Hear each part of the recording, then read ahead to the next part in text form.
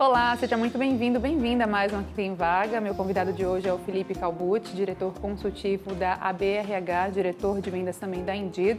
Seja muito bem-vindo, Felipe. Obrigado, Lene. Prazer estar aqui. O que a gente vai falar hoje? Design organizacional, futuro do mercado de trabalho? Sim. Como é que a gente olha para esses aspectos em termos gerais? Olha, eu costumo olhar com muito otimismo. Claro que existem grandes desafios, mas eu acho que o futuro ele é um futuro mais humano. Isso muito puxado tanto pela vontade, o interesse das pessoas, né? As pessoas elas querem cada vez mais qualidade de vida, elas querem trabalhar em empresas que têm diversidade e pertencimento, empresas transparentes. E com isso, como as pessoas querem isso, a briga pelos talentos, se as empresas querem ter os melhores talentos, eles precisam seguir. Né? Você também tem uma... ali a sociedade, obviamente através das pessoas, querendo sustentabilidade, trabalhar em empresas mais sustentáveis. Então, isso me deixa muito otimista do futuro do trabalho, do futuro das empresas. E em termos dos colaboradores se desenvolverem, a gente tem competências cada vez mais comentadas que são as soft skills e são fundamentais, né, Felipe? Eu já, com oportunidades diversas aqui de conversar com especialistas, ouvi muito de contratação pelas hard skills, demissão pelas soft skills. Por que esse fenômeno acontece? Sim.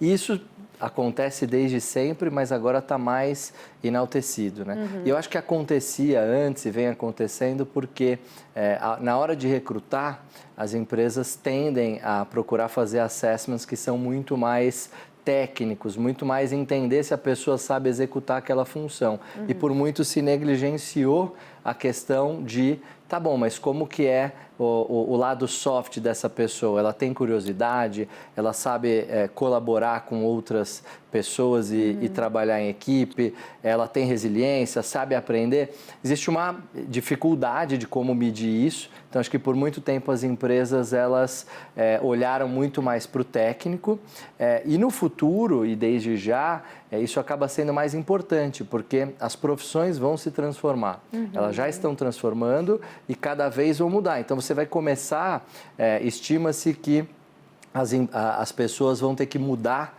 de profissão, não exatamente de profissão, mas do que quer dizer aquela profissão, 5 vezes ao longo da carreira, as pessoas que estão entrando agora no mercado de trabalho. Então, só importa a adaptabilidade e tudo aquilo que é comportamental. O técnico você vai ter que aprender 5 vezes, pelo menos, durante a tua jornada. Claro. E quando a gente fala do design organizacional, o que são essas duas palavrinhas? Qual realmente o efeito prático disso? Como é que a gente entende o que isso engloba, Felipe? Perfeito. É bem amplo, mas basicamente quer dizer como a empresa se prepara e se estrutura para o dia a dia. Então, vai desde quais são as caixinhas de cada área e de cada função, como que elas são estruturadas, passa por...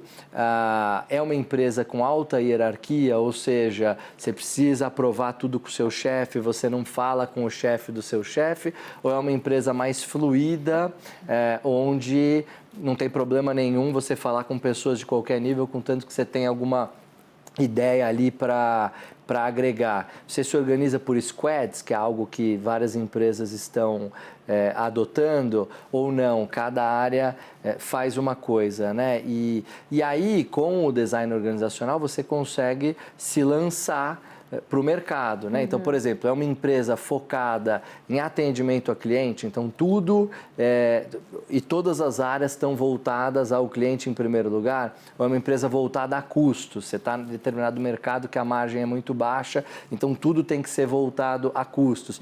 Ou é uma empresa de inovação, então você tem diversas áreas que têm o objetivo de testar e errar, né? Então, mais ou menos nessa linha, mas obviamente é um tema muito amplo. Legal essa questão da comunicação interna, que eu acho que é fundamental para o sucesso, para a garantia de um crescimento ou não, né? De uma estagnação, muitas vezes, quando isso não acontece da forma devida. Isso aí a gente fala, então, sobre a questão da hierarquia mais horizontal, que antes a gente tinha realmente uma visão de hierarquia vertical muito clara, né, em várias organizações tradicionais, digamos assim. Hoje a gente olha para a horizontal, como é que fica esse aspecto e a figura da liderança? Sim, é mais horizontal porque isso gera velocidade para a tomada de decisão. Isso também faz a criatividade aflorar, né, e as pessoas têm o sentimento de que tem voz. Né? E se você tem voz... Agora, tem um aspecto muito importante que ele pega no ponto da liderança que você falou, que é assim, o líder, qualquer que seja o desenho organizacional, ele tem um papel fundamental, porque é ele que perpetua a cultura. A cultura é o que acontece ali no dia a dia e o líder que transmite o que pode, o que não pode, as regras. E aí, para mim, um doce, se não o maior papel do líder é promover a segurança psicológica dentro da empresa. Né? Então, as pessoas têm que se sentir seguras para opinar. Então, o líder ele tem que ter essa habilidade de receber uma ideia, mesmo que não seja boa, acolher aquela ideia, saber fazer com que outras pessoas construam em cima daquilo. Né? Então, acho que essa questão da segurança psicológica é essencial para fazer com que a hierarquia horizontal realmente funcione. Senão, não adianta. Todo mundo pode acessar todo mundo, mas todo mundo tem receio de falar o que pensa. Sim. E aí a coisa não acontece. E aquela história do feedback que não necessariamente vai ser do chefe ou do líder para com os colaboradores. Também pode ser de forma inversa, né? E é totalmente natural que seja também. Não ter bloqueios para que o colaborador se sinta à vontade de chegar lá e dar sua ideia, dar seu palpite, falar sobre sua insatisfação ou satisfação. Perfeito. E o líder tem que ter muita maturidade nesse momento e realmente saber receber um feedback e, principalmente, as pessoas, os funcionários, eles vão observar o que é feito com aquele feedback. Então, você recebe o feedback, imagina, você é um funcionário, deu um feedback para o seu chefe, primeira coisa, ponto positivo que recebeu bem, você não sentiu nenhuma resistência. Segunda coisa, ele te perguntou como que ele pode ou ela fazer para melhorar. E o mais importante, que é o golaço, e aí aplicou. Sim. Aplicou e você viu as coisas mudar. Isso gera um efeito de segurança que essa pessoa vai transmitir para os demais e quem presenciou aquilo também, que impulsiona a organização e a inovação. Claro. Segurança psicológica foi um termo que você falou que me chamou a atenção, porque a gente fala muito de saúde mental, né? Hoje, cada vez mais, seja dentro ou fora das organizações, existe essa preocupação que é latente. Porque nós, seres humanos, principalmente no pós-pandemia, tivemos vários eventos que trouxeram aí, tipo, o que é a vida? Questionamentos, né? O que é que eu vou fazer? Será que eu estou feliz aqui? Que eu devo permanecer mesmo infeliz? Os questionamentos vieram e eu acho que a autonomia mesmo de decidir, tipo, não mais só pelo salário, mas pelas condições em geral. Saúde mental e futuro das organizações. Como é que você olha esse quadro? Totalmente ligados, né? A gente faz várias pesquisas para entender o que os talentos estão buscando e obviamente que salário continua sendo uma das preferências, mas junto vem qualidade de vida e bem-estar e flexibilidade. Então as pessoas não querem mais somente o dinheiro pelo dinheiro. Todo mundo, como você bem colocou, a pandemia foi um acordar em que as pessoas perceberam assim, não, eu quero viver bem, eu quero curtir minha família, eu quero estar com meus amigos, né? Então, as empresas, elas têm, a gente repara um movimento, não é ainda um movimento de todas as empresas, mas um movimento talvez das empresas mais antenadas e modernas em proporcionar isso. Primeiro, medir. Então, seja através de pesquisas, às vezes até semanais, mas depende da periodicidade para tentar monitorar como a pessoa está, porque às vezes ela está bem numa semana, na outra não está. Escuta ativa de o que pode ser feito para melhorar. Sim. Promover programas, né, ao ouvir o que precisa ser feito, promover esses programas de bem-estar, dar o apoio e... treinar a liderança. Né? A gente acaba sempre voltando para o papel do líder. O líder tem que estar preparado para entender quando que ele deve puxar o time para fazer mais, quando ele tem que permitir que alguém faça menos, né? criar segurança para a pessoa se sentir à vontade para falar, não estou bem, hoje eu não consigo. E tá tudo certo, você é humano, não é uma máquina, né? Exatamente. E fazer os testes, assim, acho que as empresas, por exemplo, o Indeed, onde eu trabalho, a gente é muito focado em entrega. Então, a gente mede a produtividade, não o tempo trabalhado. Né? Então, você fazer essa migração de o que foi entregue, o que precisa ser entregue e não do que você está fazendo em determinada hora e se trabalhou X horas. Né? Claro, não, é muito importante. Agora, Felipe, tem outras duas pautas que a gente acho que pode traçar um paralelo, porque tem a questão geracional no mercado de trabalho, tipo os jovens nativos digitais, ou os tais dos nômades digitais, né, que tipo trabalham de qualquer lugar, não tem esse vínculo tão forte como outras gerações e que conversam muitas vezes no mesmo ambiente com profissionais mais sêniores, que são de outra mentalidade, digamos assim, né? E tem também a questão tecnológica. Então, diferentes gerações convivendo no mesmo ambiente e essa era totalmente dominada pela tecnologia, automação, inteligência artificial. Como é que a gente analisa? É um desafio para as empresas, mas também é uma oportunidade de como você pega todas essas qualidades que os grupos etários, né, e também os jovens trazem. Então, se você consegue, enquanto empresa, extrair o melhor de cada uma dessas gerações, é uma oportunidade incrível. É difícil. O que eu tenho visto e algo que a gente aplica na nossa empresa você precisa definir junto ao RH e ao CEO regras muito claras de o que pode e o que não pode dentro da empresa. Tipo compliance mesmo? Tipo compliance mesmo. E aí você determina... Porque o jovem ele vai tender a ter um tipo de condução do relacionamento e a pessoa mais sênior outra. Então, como é que a gente nivela aqui? E uma outra dica prática importante é você ter os grupos de afinidade. Então, nós temos 14 grupos de afinidade na Indeed. Então, você tem o grupo dos latinos, que eu faço parte, porque nós somos uma empresa americana global. E aí você tem o grupo de pessoas pretas, de mulheres. Existe o grupo que a gente chama de todas as idades, mas que ele é um grupo muito focado nas pessoas mais sêniores. Então, nesses grupos, nesses fóruns, você permite que as pessoas, se conectem com pessoas que têm os mesmos interesses, modo de pensar, e ao mesmo tempo que esse grupo consiga advogar a seu favor caso algo esteja desbalanceado. Legal, não, é muito interessante mesmo. Agora, falando de não só dessas diferenças geracionais, como elas devem conversar, ou pelo menos as tentativas aí, né, das gestões em equalizar isso, ESG. É uma outra pauta também que, tipo, a gente fala de um futuro que já se faz presente em termos de preocupação, né? Sustentabilidade, pessoas, principalmente, enfim, gestão. Como é que podemos também ver, de fato, o que já está acontecendo nesses termos, nessas métricas dentro das empresas, o que ainda falta, como é que o Brasil está, na sua opinião, em termos de avanços? Como é que você vê? Olha, eu acho que cada empresa dentro do seu negócio e da sua capacidade tem que contribuir para um mundo mais sustentável e igual. Né? Não sou um grande especialista da área, mas eu posso falar um pouco do que a gente faz. Né? Por exemplo, o Indeed é um portal de empregos. Então, a gente tem a oportunidade de impactar a vida de muitas pessoas.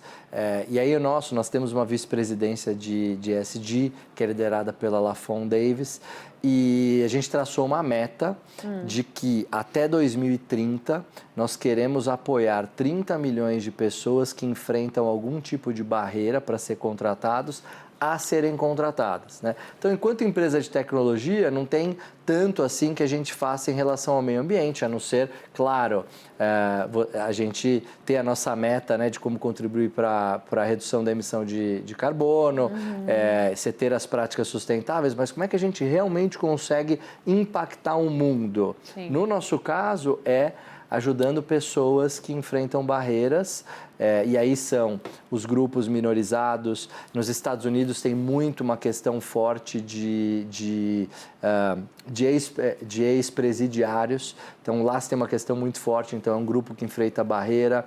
No mundo todo você tem a questão dos grupos minorizados, então isso é algo que nós focamos muito. Eu acho que o Brasil, ele está nivelado com a agenda global. Eu não vejo pior nem melhor. É um tema que a gente escuta falar. Nos fóruns, por exemplo, na ABRH São Paulo, que é a Associação dos Profissionais de Recursos Humanos, trocando com os meus colegas, que em geral são líderes de RH de grandes empresas, essa pauta está muito presente, sempre demonstra uma grande preocupação com o tema. Então, eu sou otimista enquanto a contribuição do Brasil para a sustentabilidade. E que a gente tenha cada vez mais protagonismo também, né? Porque além das nossas riquezas naturais, que são realmente significativas, como, né, viabilizar esse tipo de riqueza realmente de forma proveitosa, assertiva e tal. Acho que para qualquer setor, inclusive as métricas ESG, chamam a atenção para serem implementadas, Felipe. Perfeito. E se você me permitir, o que é muito interessante é que hoje as pessoas querem saber se a empresa é sustentável, né? Se a empresa ela tem a área de ESG, se ela se preocupa. Sim. E isso reflete diretamente na marca empregadora das empresas.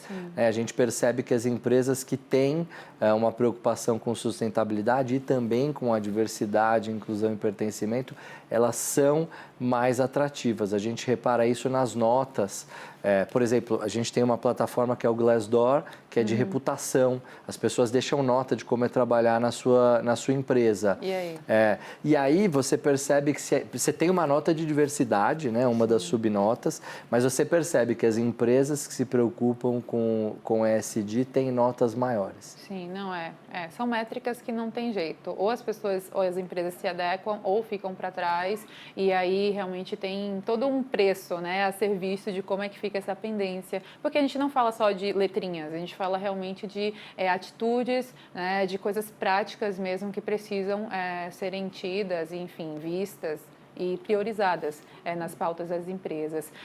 Falando de, enfim, entrada de mercado de trabalho, setores também, como é que a gente olha não só para a qualificação técnica, que a gente já falou aqui, mas também para principais setores que estão empregando, como é que a gente olha para a capilaridade desses mercados, qual a sua visão, enfim, como é que a associação olha para essa questão?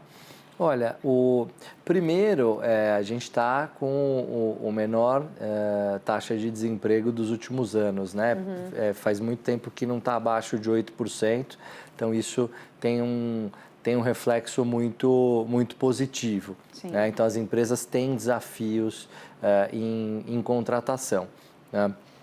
A briga pelo talento está cada vez mais acirrada, porque essa questão do híbrido, ela fez com que a empresa pudesse acessar talentos diferentes da sua região. Antigamente, você vai procurar talentos que tem ali um raio de distância por uma questão ali de atratividade. Sim. Então, isso fez com que a disputa dos talentos ficasse ainda maior. E aí a gente tem, obviamente, o setor que mais vem na nossa cabeça é o setor de tecnologia, mídias digitais, que está, de certa forma, atrelado a isso. E essa questão de trabalhar em qualquer lugar, ela pressionou mais a briga, porque tem muita empresa americana, canadense, de Portugal, contratando profissional de tecnologia do Brasil, pagando em dólar. E aí, como é que fica essa disputa aqui? Então, você tem, inclusive, diversas startups que estão focadas em fazer o que a gente chama de Education Recruiting, que é uma tendência. O que é isso? Em vez de você fazer o recrutamento somente, você vai... vamos supor que você tem que contratar 10 pessoas. Você vai fazer assessment com muitas pessoas, entender aquelas que têm o perfil comportamental adequado para a tecnologia, essa aptidão, traz 30 para um treinamento, e essas pessoas vão sendo treinadas por de uma semana a um mês. A empresa contrata temporariamente esses 30 para fazer projetos pilotos e no fim de algum tempo, que pode ser um mês, 3 meses, contrata os 10 finalistas e os 20 não contratados acabam indo para o mercado, desinflacionando o mercado, porque você não só contrata, como ajuda o mercado a contratar e desinflaciona os salários, né? Então a questão ela é tão ela é tão realmente forte de que você tem muito mais vaga do que talento, que empresas, startups estão nascendo com esse objetivo. Sim, investimento em pessoal mesmo, né? É forte, porque é um tipo de treinamento que capacita e até insere o profissional ou o futuro profissional que seja para aquela empresa na cultura organizacional, que é outro ponto que é fundamental, né? Definir realmente o que é a cultura de cada organização de forma clara e trazer também esse profissional já inserido nesse ecossistema, nesse ambiente. Não tem como fugir disso. Exato. E você pegou um ponto bem interessante, porque além de você já testou o comportamental, o técnico é ali on the job. E a cultura, porque vai ter oportunidade de trabalhar junto com os líderes daquela empresa. Sim. E aí, quando contrata, é uma contratação mais segura no ponto de vista de assertividade, né? O turnover de curto prazo tende a ser mais baixo. Sim, não, turnover de curto prazo sendo mais baixo, diminui rotatividade, diminui essa questão também até do próprio gasto com contratações, enfim, viabiliza tudo e mais um pouco, né? É sempre bem-vindo para as organizações. Falando ainda dessas questões de contratações, você citou o híbrido e as diferenças em termos de trabalhar de qualquer lugar. Aqui no Brasil a gente tem diferenças regionais que são significativas em termos não só de qualificação, mas também de acesso. Como é que é o mercado de trabalho no Nordeste, no Norte, o mesmo no Sudeste? Tem suas diferenças, a gente sabe disso. Olhando para essas diferenças regionais no Brasil e também desenvolvimento das empresas em cada uma dessas regiões, como é que olhamos o mapa do Brasil nesse sentido? Felipe, o que é que você acha sobre isso? Olha, eu acho que tem muita oportunidade para as empresas contratarem pessoas de todos os estados e cidades, porque o brasileiro tem muita capacidade, né, e muita criatividade. Agora, a questão do trabalhar de qualquer lugar está permitindo isso, né, e isso é importante. E aí, assim, você vai ter diferença nas regiões. Então, quando você fala de tecnologia, existem polos no Nordeste, como, por exemplo, Fortaleza e Recife, que tem muitos profissionais de tecnologia. Um tempo atrás, nós fizemos uma pesquisa interna do Indeed, porque nós temos acessos no Brasil todo, né? São 27 milhões de acessos todo mês aqui no Brasil. Então, a gente tentou entender esse acesso e você faz uma correlação de vaga versus talento. Sim. E a gente tenta entender para os nossos clientes onde que tem a melhor oferta e demanda. Porque se você for brigar em São Paulo, tá todo mundo querendo pegar as pessoas de São Paulo. E com isso é muito difícil. E a gente descobriu que em Fortaleza e no Recife, você tem o melhor índice talento versus vaga. Você tem mais talento do que vaga. E aí as empresas começaram a caçar os talentos, aquelas que podiam contratar de qualquer lugar, caçar os talentos lá. Florianópolis é um outro polo tecnológico muito forte, né? Campinas também. Então, você tem algumas regiões que são muito fortes em tecnologia. E aí, óbvio, aí a gente acaba... o talento acaba espelhando a economia daquela região. Né? Então, se é uma região que é mais forte em agronegócio, naturalmente quase que todo o talento é especializado nisso. Sim. Então, acho que isso ele traz uma beleza para o Brasil, mas também muita diferenciação, como você bem colocou. Então, realmente é muito diverso, muito diferente e segue o que é a economia de cada um daqueles estados. Não, e tomara que as barreiras sejam quebradas cada vez mais, né? Em termos de, tipo, o local não determine a oportunidade ou a experiência. Felipe, a gente está já no final do programa, mas antes, fica à vontade para suas considerações, mensagem, dicas profissionais, o espaço é seu. Obrigado. Primeiro eu quero agradecer, é um prazer conversar com você. E o que eu gostaria de transmitir, né? Primeiro, parabenizar todos os profissionais de RH pelo trabalho que que eles fazem tão importante. E lembrar a todos da relevância que é conscientizar o líder e treinar o líder, né? Acho que o caminho mais fácil da empresa prosperar é o RH estar junto, apoiar e desenvolver o líder para que ele possa cuidar dos talentos, né? O Simon Sinek, que é aquele autor do Comece pelo Porquê, né? Ele sempre fala que o papel do líder, ele não é fazer ali a gestão das pessoas, é cuidar das pessoas para que as pessoas deem o resultado. O papel do líder não é dar resultado, o papel do líder é cuidar das pessoas que vão dar o resultado. Com certeza, e o cuidado das pessoas é o que vai ser fundamental cada vez mais, né, no desenvolvimento delas, profissional e pessoalmente falando, até porque a gente é um só que faz, né, várias funções e que esse olhar humanizado permaneça sobre as organizações também. Sim. Felipe Calbucci, muito obrigada por suas contribuições aqui no programa de hoje. Conte sempre com a gente. Até a próxima. Eu que agradeço. Obrigado. Obrigada. E para você também que nos acompanha, muito obrigada sempre por sua companhia, audiência. O programa também fica disponível no YouTube Band Jornalismo. Até o próximo.